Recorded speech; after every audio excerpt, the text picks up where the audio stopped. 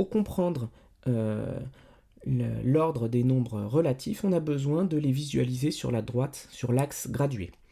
Et sur l'axe gradué, vous le savez déjà, plus un nombre est vers la droite et plus il est grand. Par là, c'est les nombres très très grands, c'est l'infini par là. Donc par exemple, si j'ai 0 au milieu, là c'est plus 1, plus 2, plus 3, etc. Les nombres sont de plus en plus grands.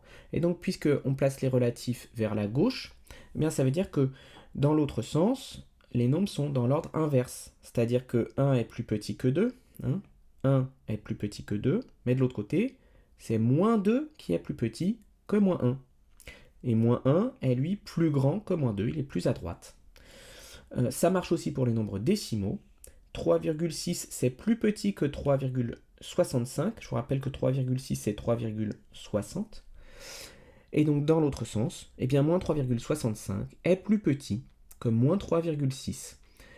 Si je connais l'ordre des nombres positifs, eh bien dans l'autre sens, pour les nombres négatifs, je mettrai le signe dans l'autre sens.